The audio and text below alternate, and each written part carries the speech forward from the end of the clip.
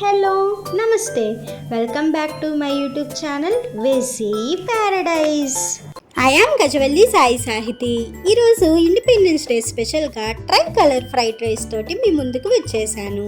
మన ఇండియన్ ఫ్లాగ్లో ఉన్న 3 కలర్స్ని రిప్రజెంట్ చేయడం కోసం నేను ఈ ఇన్నోవేటివ్ రెసిపీని ట్రై చేశాను.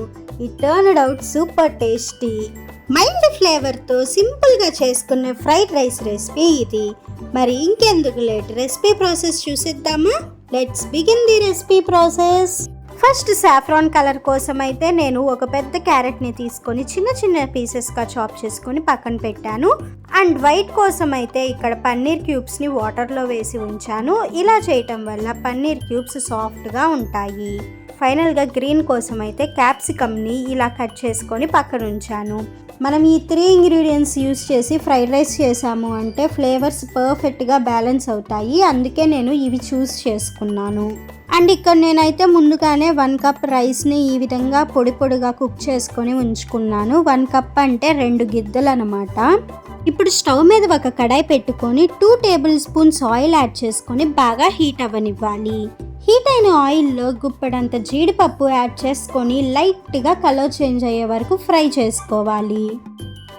చూడండి, ఈ విధంగా లైట్ గోల్డెన్ బ్రౌన్ కలర్ వస్తే సరిపోతుంది. ఈ స్టేజ్లో మనం పక్కన పెట్టుకున్న క్యారెట్ని యాడ్ చేసుకొని 10 సెకండ్స్ ఫ్రై చేసుకున్న తర్వాత పక్కన పెట్టుకున్న క్యాప్సికమ్ కూడా యాడ్ చేసుకొని మరొక 10 సెకండ్స్ ఫ్రై చేసుకొని ఈ రెండు కూడా ఫాస్ట్గా కుక్ అవ్వటం కోసం కొంచెం సాల్ట్ యాడ్ చేసుకొని ఒక 80% వరకు కుక్ అవ్వనివ్వండి. మరీ ఓవర్గా కుక్ చేసాము అంటే వెజీస్లో ఉన్న న్యాచురల్ క్రంచీనెస్ని మిస్ అవుతాము. సో ఈ స్టేజ్లో జాగ్రత్తగా ఉండాలి. మనం ఈ ప్రాసెస్ని హై ఫ్లేమ్ మీద చేసుకోవాలని గుర్తుంచుకోండి. సో ఈ విధంగా 2 ఫ్రై అయిపోయిన తర్వాత ఇందులో పక్కన పెట్టుకున్న పన్నీర్ క్యూబ్స్ని యాడ్ చేసుకొని 1 మినిట్ హై ఫ్లేమ్ మీద టాస్ చేసుకుంటే సరిపోతుంది. మరి ఓవర్గా మిక్స్ చేసుకోకండి, పన్నీర్ బ్రేక్ అయిపోతుంది.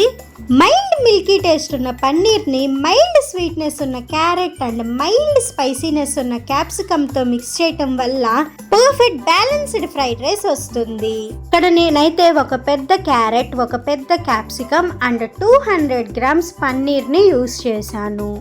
సో 1 నిమిషం తర్వాత ముందుగానే ఉడికించి పక్కన పెట్టుకున్న అన్నం మొత్తం యాడ్ చేసుకోవాలి. వన్స్ రైస్ యాడ్ చేసుకున్న వెంటనే మంటని లో ఫ్లేమ్కి టర్న్ చేసుకొని ఇందులో మీ టేస్ట్కి తగినంత సాల్ట్ యాడ్ చేసుకోండి. ఆల్రెడీ వెజీస్లో యాడ్ చేసుకున్నాం కాబట్టి చూసి వేసుకోండి. తర్వాత 1 టేబుల్ స్పూన్ వరకు మిరియాల పొడి, 1 tablespoon soy sauce, 1 teaspoon green chilli sauce, 1 tablespoon vinegar add చేసుకొని మంటని తిరిగి హై ఫ్లేమ్కి టర్న్ చేసుకొని అన్ని బాగా కలిసే విధంగా టాస్ చేసుకోవాలి. ఇన్ కేస్ మీరు కనుక ఈ ఫ్రైడ్ రైస్ని స్పైసీగా స్ట్రాంగ్ ఫ్లేవర్తో ఎంజాయ్ చేయాలి అనుకుంటే సాసెస్తో పాటు చిల్లీ పౌడర్, ధనియాలు జీలకర్ర పౌడర్, గరం మసాలా కూడా యాడ్ చేసుకోండి.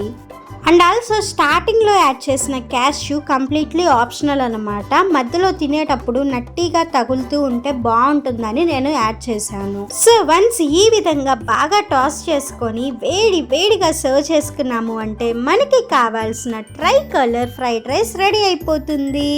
మీరు రొటీన్గా street style fried rice and restaurant style fried రైస్ని ఏ విధంగా అయితే ఎంజాయ్ చేస్తారో నేను చూపించిన ఇన్నోవేటివ్ ట్రై కలర్ ఫ్రైడ్ రైస్ని కూడా సేమ్ అలానే ఎంజాయ్ చేస్తారు. రెసిపీ నచ్చింది కదా? అయితే ఇంకెందుకు లేట్, ఖచ్చితంగా ట్రై చేసి చూడండి. Stay tuned for more interesting recipes. Please do watch, like, share, comment and subscribe to my YouTube channel. Thank you for watching. Bye bye.